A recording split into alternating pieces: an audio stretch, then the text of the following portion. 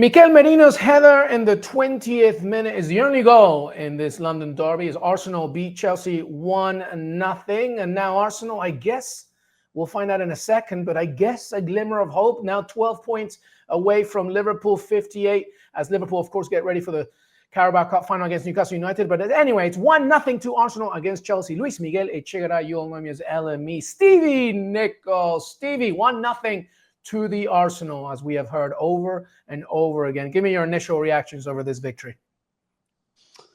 Well, it's a victory that Arsenal will be happy with.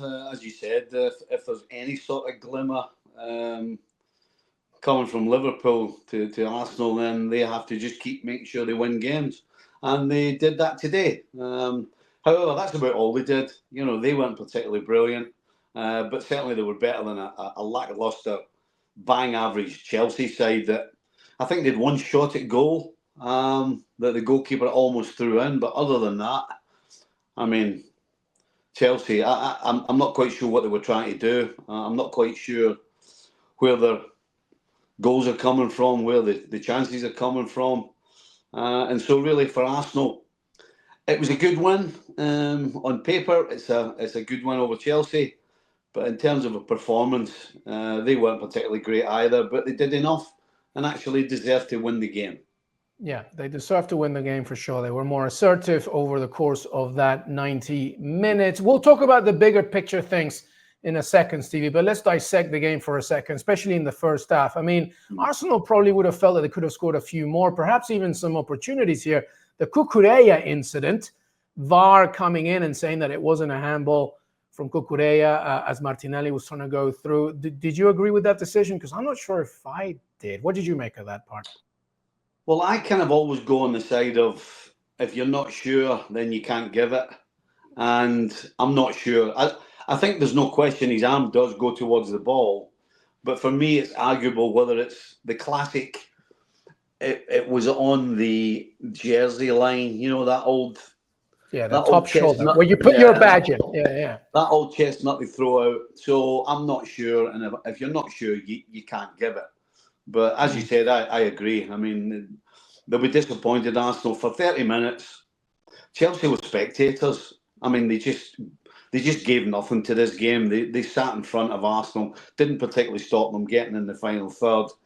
But for some better finishing, obviously Sanchez was doing his best, coming out and flying all over the place, trying to make it easier for them. Actually, he did make a good save from Merino's volley that he just managed to get across and pan it out with his right hand.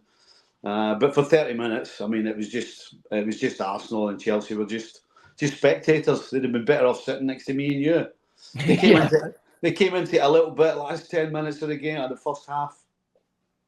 But in terms of a competition, it really wasn't a competition in that first 45 minutes. Yeah, and obviously the aforementioned Merino goal in the 20th minute. Finally, Arsenal, who have been pretty good in set pieces, but dry of goals as of late, at least get one from a short corner. Merino, I mean, inadvertently, back of his head, obviously aiming to just put it in the mixer. But, I was watching, obviously, our NBC coverage here of the Premier League, and Tim Howard, former US goalkeeper, talking about how, you just don't come out as a goalkeeper in that situation. You just rely on your defenders. What did you make of it? Because we were talking about Sanchez a second ago. Yeah, well, I think what we saw from Sanchez is a guy who's not quite sure. There's been talk of who is Chelsea's number one, and that kind of upsets everybody. And certainly today, Sanchez looked a little unsure.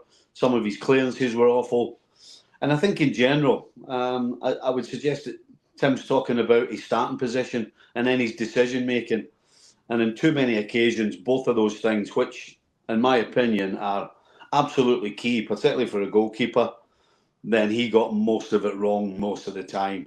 As I said, he did make that one good save in the first half, had another one in the second half, but generally looked uncomfortable. And any defender will tell you, if you look and see your goalie's uncomfortable, then it transfers onto you, because you're always looking behind you to figure out what he's doing, whether he's coming, whether he's staying, what's he about. So it's just very unsettling. And Chelsea defensively, and particularly the goalkeeper, looked unsettled throughout this game. Yeah, not long later after these incidents, by the way, I wanted your take on this one. Wesley Fofana, of course, I do remember a few months ago, Stevie Nicol, and I'm not saying this out of bias, but a certain John Hader Duran was sent off directly after stamping on the back of a Newcastle defender in that game. Red card straight away after VAR intervened. Fofana pretty much did the same thing on Declan Rice, but obviously nothing there. Different situations, I get it, different types of speed and pace going into it at the back, but still, his cleats were on top of Declan Rice. What did you make of that situation? Well, I thought it was at least a yellow card. Again, I'm not sure that there was intent there. I couldn't turn around and definitely say he meant to do it, but it is a reckless challenge. It is a little late, and so it absolutely should have been a yellow card. And Fofana, particularly all this game, I mean, really, in another game, he could have had 4 or 5 yellow cards for some of the challenges, pulling people back, tripping people up. I mean, he gave a free kick away just outside the 18-yard box after he had already been yellow carded, which I thought he should have been yellow carded for. So, yeah, he was fortunate that he ended up staying on the field. But that particular instance, I think it was a yellow card offence and probably not a red. Yeah, so... Okay, so we'll focus on Arsenal for a second and their chances. We obviously began with this, that they have a glimmer of hope against, towards the title. At least it's a victory in a week where they had to also seal their Champions League fate as well. But Chelsea, what's going on here? Because at the beginning of the season, or at least leading up to the Christmas break, I, at the very least, was thinking, this is a really good Chelsea team. They're in your face. They're creating chances, especially on the counter. Yes, there are injuries and stuff, but also they put a different squad basically in the Conference League. So it's not like you can talk about exhaustion. They have a massive squad, but they look so different. No shots on target in the first half. I think 1 overall. Maybe Cucurella made it 2 with that sort of, not so aggressive header at the end of that game. What's going on with Chelsea? Like, why are they at points? I feel, Stevie, that they're not a team that give you anything. No chances, no shots, no nothing. What's going on? Well, that period of time you were talking about, they went forward at such pace and numbers, and getting Cole Palmer particularly on the ball, Neto as well was dangerous. Nicholas Jackson, who I don't think is a top-class centre forward, but his pace and his runs, helped everybody around them and created space for everybody. And so they looked as though they had this exuberance about going forward and want to get in the penalty box in numbers and creating chances. And obviously, Cole Palmer was the cherry on the top of everything. But that has all completely disappeared. There's no Jackson. There's no Cole Palmer. Not today, but you could say there's been no Cole Palmer for the last 3 or 4 weeks. Yeah. And without that little combo, they seem to have no spark. I see Neto making runs and looking lively, but it's almost like nobody wants to play with them. I mean, in Nkunku, I just absolutely couldn't tell you what this guy's supposed to be doing. He doesn't look like he's a goal scorer. I guess he's supposed to link things up, but he never seems to be involved. He certainly wasn't involved today. And Jadon Sancho probably should have had a Man United jersey on today, because that's exactly how he played today for Chelsea, the way he did for Man United. So they seem to have completely lost their way going forward. And then, as we've spoken about already, defensively, when you have a situation when your goalkeeper is unsure, it makes everybody unsure. And then, of course, that back four seems to change every time they step on the field. So I think Chelsea have basically lost their way since that great period just in and around Christmas you're talking about. And they're looking to refine that. But look as though they don't know where to look to get it. No, and it's kind of incredible because this is a team or a club that has spent so much money on so many players. And yes, there's injuries and stuff, but sometimes you just think, what am I looking at here? This is their 3rd loss away from home, 4th match away from home without a win. And in spite of all that, Stevie, they're still 4th in the Premier League due to Man City's draw with Brighton. So what? Okay, so well, that's my question. So where do you see Chelsea by the end of this season? Will they get a Champions League spot? I'd have to take it in mind that 5th does count now. I think the coefficient has secured it. Even though there's probably going to be 5, I'd still have to say no. If you look at if you look around Chelsea, all the teams, Brighton's, Man City's, Aston Villa's, Bournemouth, they're all going you know, in terms of form, they're all in completely different stratospheres than Chelsea. Chelsea is absolutely on a tailspin, whereas the rest may not be picking up points week in, week out, wins week in, week out, but are picking up points. And I can't see how Chelsea pick points up if they continue to play the way they are, and that means that they'll drop out the top 4 and probably drop out the top 5. So right now, Chelsea would be the side that I would say are probably going to be looking from an outside position into the top 5 come the end of the season. Yeah, and big hope for them is to win the Conference League to at least get some European football, but they still have to play in the remainder of the season away at Brentford. They still got to play Fulham, to your point. Have done very well. They just won against Tottenham today, even on points with Villa, still pushing for European places. They got to play Liverpool as well. You know what I mean? Right now, it doesn't matter who. It feels like it doesn't matter. It feels like regardless of the opposition, they're struggling to get it together. Yeah. So there you have it, Chelsea. We'll have to wait and see how you end up your season and if you indeed get any kind of European football, aside, of course, from the Conference League. All right, Arsenal. Do they have some hope here, Stevie? I mean, 12 points away. They need to win every single game, right? And hold that Liverpool stumble. Yeah, this is... Arsenal can win every game between now and the end of the season, and they shouldn't win the Premier League.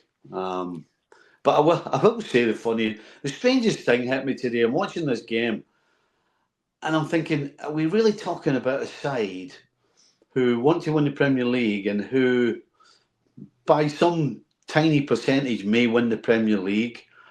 But it just looks weird watching them without a centre forward. It just looks strange. The whole forward line to me right now looks as though everybody's just doing their best. It doesn't feel like a proper Premier League challenge. It doesn't feel like a proper class team. It just looks weird on the eye. And the way they play as well is a little strange for me. There's no excitement about it right now, watching Arsenal. It's kind of slow, and you know what's coming.